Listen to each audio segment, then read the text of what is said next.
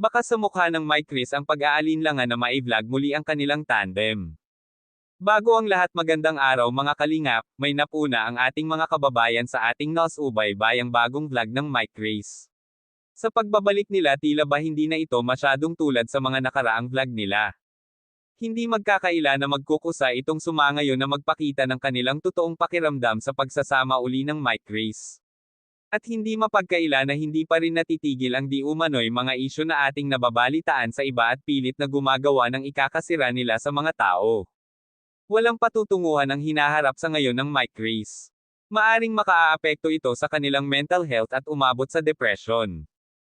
Hindi naman nagkulang ang mga taong nagmamahal sa Mike Chris para ito'y paalalahanan sila hindi ito makakatulong sa kanila.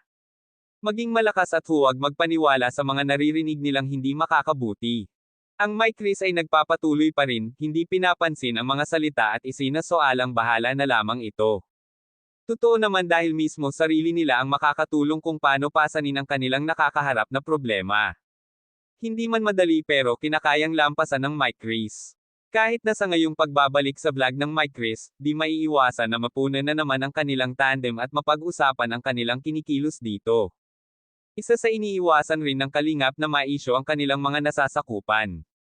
Dahil di naman talaga magandang pakinggan na mismong taong malapit sa iyo ay malalaman mo na lang. Nakakaranas ng maling akusasyon at nakakatanggap ng malulupit na salita sa tao.